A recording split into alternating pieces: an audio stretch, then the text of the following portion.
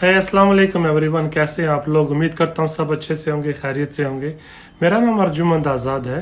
अगर आप मेरे चैनल पर नए हैं तो रिक्वेस्ट है कि मेरा चैनल सब्सक्राइब कर लें और बेल आइकन जो घंटी का निशान होता है उसको दबा दें ताकि आपको मेरे वीडियोज़ की नोटिफिकेशंस मिलते रहें। आज का वीडियो बहुत ज़रूरी है, एंड तक देखिएगा। अगर आपकी इनकम लिमिटेड है या फिक्स्ड इनकम है और आपको लगता है कि आपका फ्यूचर या आपके बच्चों का फ्यूचर उतना सिक्योर नहीं है या आपकी इन्वेस्टमेंट्स गलत जगहों पे हुई है, स्पेशली कश्मीर से अगर आप हैं तो वीडियो ज़रूर देखिएगा।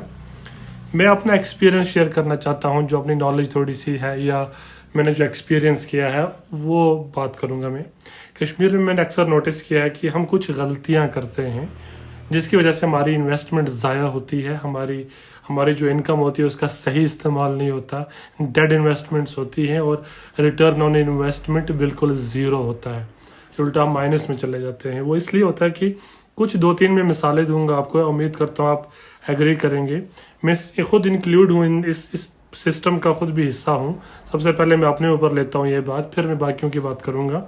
कोई ये ना समझे कि मैं बड़ी बात कर रहा हूँ या अपने आप को कोई तुरम खान समझ रहा हूँ। बहुत सारे लोग नेगेटिव ले लेते हैं बातों को। सबसे पहले अगर बात करूँ कि अगर आप जॉब करते हैं, चाहे वो प्राइवेट जॉब हो या गवर्नमेंट जॉब हो या आपकी कोई लिमिटेड इनकम है, फिक्स्ड इनकम है, चाहे आप लाख रुपया 1.5 लाख रुपया भी क्यों ना कमा रहे हो सैलरी से, बट आपकी इनकम फिक्स्ड है, आपको पता है कि मंथ एंड पे मुझे इतना ही पैसा मिलना है। तो हम क्या करते हैं, पहली मिस्टेक हमारी होती है, हम अच्छी खासी गाड़ी ले लेते हैं, महंगी सी महंगी गाड़ी ले लेते हैं, लोन पे उठा लेते हैं गाड़ी जिसकी EMI अच्छी खासी होती है और हमारी सैलरी का एक मेन हिस्सा उसमें चला जाता है EMI में। हमें अगर गाड़ी की बहुत ज़रूरत है, काम चला लो गाड़ी के बगैर, अगर नहीं चल सकता तो 2 व्हीलर से या सेकेंड हैंड गाड़ी से, छोटी गाड़ी से काम चला लीजिए स्टार्टिंग में, जब तक आप किसी अच्छी लेवल पे नहीं पहुंचते, स्टेबिलिटी नहीं आती फाइनेंशियल आपको, तब तक हम कर सकते। लेकिन हमें क्या करना होता है, हम थोड़ा सा क्या चाहते हैं कि नहीं, अपनी शौक भी पूरी करनी है और कुछ लोगों को दिखावा भी करना होता है। बातें कड़वी लगेंगी तो आई एम सॉरी, बट सच कह रहा हूँ कि गाड़ी की इन्वेस्टमेंट होगी, उल्टा हम अगर गाड़ी 10 लाख की, 8 लाख की, 6 लाख की गाड़ी, हम बहुत ज़्यादा उससे कई लाख ज़्यादा भरते हैं इंटरेस्ट मिला के कुछ सालों में, जब तो 5 या 7 साल का जो भी वो टेन्योर होगा लोन का। एक तो ये गलत इन्वेस्टमेंट होगी हमारी, जिसमें हमारा पैसा ज़ाया हो रहा है, इससे कुछ फ़ायदा नहीं मिल रहा। वो हमारे फ्यूचर में, हमारे बच्चों के फ्यूचर में पैसा वो यूज़ नहीं होने वाला, पैसा हम उठा के दरिया में फेंक रहे हैं। दूसरी गलती, हमारी जो शादियां होती हैं, शादियों में हम बहुत बड़ी फजूल खर्ची करते हैं। जो शादी 1 लाख रुपए में, 1.5 लाख रुपए में, 2 लाख रुपए में हो सकती है, वो हम 10 लाख, 15 लाख, 20 लाख, इवन की सिटी में 30-40 लाख तक लगा देते हैं लोग। क्यों? सबसे पहले हमारा रिलीजन ही हमें इस बात की इजाज़त नहीं देता कि शादियां हम इस लेवल पे करें कि इतनी फजूल खर्ची हो। दूसरी बात है, आप किसी भी रिलीजन से आप हों, बट आप इंसानियत सबसे बड़ी बात है अभी हर किसी के लिए, कि इंसानी तौर पे भी हम वो चीज़ें गलत करते हैं। उससे हम किसी गरीब की हेल्प कर दें तो बड़ी बात है, अगर अपने लिए नहीं भी रखना वो पैसा। चलो वो आ गई दूसरी बात, क्योंकि शादी में जो पैसा, डेड इन्वेस्टमेंट, लोग आए, खाया पिया, अच्छे से 4 दिन बातें की, चले गए। आपको क्या मिला इतना पैसा लगा के? कुछ फ़ायदा हुआ? नहीं हुआ। 4 दिन का शो ऑफ हो गया, सब ने देख लिया, हाँ जी फलाने ने अच्छी शादी की, अच्छा खासा पैसा लगा दिया, but in long run what have you achieved from this? Nothing. Sorry अगर मेरी बातें कड़वी लगती हैं, जिसने किया हो शायद मेरी बातों को अदरवाइज ले लिए, बट अगर आप ठंडे दिमाग से सोचेंगे, आगे आने वाली जो हमारी नस्लें हैं उनके लिए हम अच्छी एग्जाम्पल सेट कर सकते हैं। हम इन सब चीज़ों से हट के कुछ नया सोच सकते हैं, कुछ तरक्की करने का सोच सकते हैं। मैं अपना एक्सपीरियंस शेयर करता हूँ, जितने मैंने बाहर रहा हूँ, अब्रॉड रहा, दुनिया देखी, या जितना मैंने एक्सपीरियंस किया, बिजनेस पढ़ा, सब कुछ मैंने ये निचोड़ निकाला कि हमें अपनी जो फाइनेंशियल मैनेजमेंट होती है उस पर ध्यान देने, हमें अपनी फाइनेंशियल मैनेजमेंट को ज़्यादा फोकस करना है कि हमारा जो पैसा, जितनी भी इनकम है, उसको ऐसी जगह हम यूज़ करें कि लॉन्ग रन में हमें उसका फ़ायदा मिले। शादियों में इन्वेस्टमेंट होगी गलत, गाड़ी की इन्वेस्टमेंट होगी गलत। तीसरी बड़ी गलती, सबसे बड़ी गलती जो मुझे लगती है वो है, हम जो घर बनाते हैं, मकान बनाते हैं, हमारा 1 बेटा या 2 बेटे होते हैं, बेटियों की तो शादियाँ हो जाती हैं अल्लाह के हवाले, उसके लिए हम इतना बड़ा घर बना देते हैं कि कल तक हमें ये भी पता नहीं होता कि वो बेटा हमारे साथ रहेगा या नहीं रहेगा, वो भाई आपस में साथ में रहेंगे या नहीं रहेंगे। दूसरी बात, वो बाहर जाएंगे, उनका हो सकता है बाहर सेटल हो जाएं, घर ऐसे खाली पड़े हैं, और ट्रेंड बदलता है, फैशन बदलता है, सब कुछ बदलता है। हमें ऐसा लगता है कि हम अपने 2-3 नस्लों के लिए मकान बना दें, 3 मंजिल 2 मंजिल मकान, 8-10 कमरे बना दिए, वो उनको लॉन्ग रन में बच्चों को उनके आगे यूज़ होगा, बट ऐसा नहीं है। आपके बच्चे बड़े होंगे, उनकी सोच बदलेगी, टेक्नोलॉजी बदलेगी, हर चीज़ बदलेगी, तब और तरह के घर बन रहे होंगे, तब आपको उनको ये घर पुराने ज़माने का लगेगा। जैसे हमारे बुज़ुर्गों के घर थे, दादा परदादा के घर बने हुए थे, या इवन कि हमारे पेरेंट्स ने भी जो घर बनाए, और 10 साल 20 साल में हमें वो पुराने लगने लगते हैं, पुराने ओल्ड फैशन के लगने लगते हैं।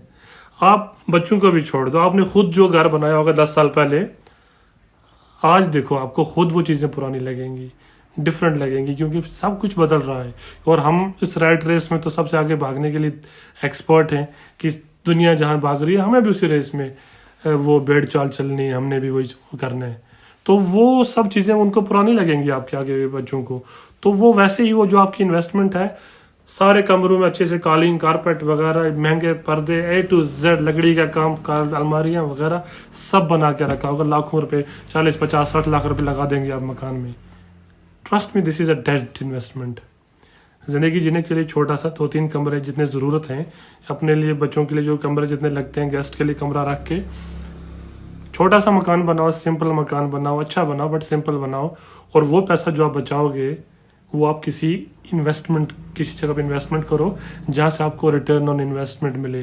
कोई प्लॉट खरीद लो जहाँ पर रेट बढ़ सकता है ज़मीन का, तो आपके बच्चों को कल आप बिजनेस स्टार्ट करना है, आपने खुद कुछ काम स्टार्ट करना है, कुछ और इमरजेंसी आ गई, या एक प्रॉपर बंदा फाइनेंशियली ऊपर जाएगा ना, कुछ फ़ायदा होगा उस पैसे का।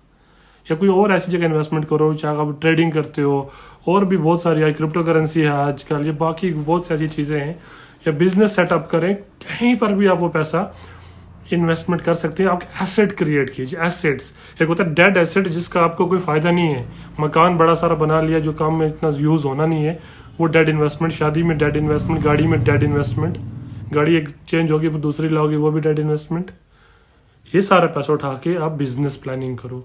अगर आप खुद जॉब कर रहे हो, अपने बच्चों के लिए प्लानिंग करो, अपने पार्ट टाइम जॉब करो, आप ऑनलाइन और multiple source of income generation का सोचो। आप, हमें ऐसा लगता है हमने जॉब कर लिया, अच्छी खासी गवर्नमेंट जॉब है या कोई भी प्राइवेट जॉब है, बस कॉर्पोरेट सेक्टर में अच्छी सी जॉब है, हम सेट है, हमारी लाइफ सेट है। बट ये सेट नहीं होती लाइफ, कंपटीशन बढ़ रहा है, आगे जाके आपके बच्चों की ऐसी ऐसी डिमांड्स होंगी आप सोच भी नहीं पाओगे, क्योंकि उनकी ज़रूरतें भी ऐसी होंगी, उनके खर्चे भी उतने उसी लेवल के होंगे, उनको और कोई कोर्सेज करने होंगे, कोई बाहर जाना होगा, कुछ और चीज़ें खरीदनी होंगी, एजुकेशन रिलेटेड कुछ भी काम करना होगा, तो खर्चे बढ़ेंगे।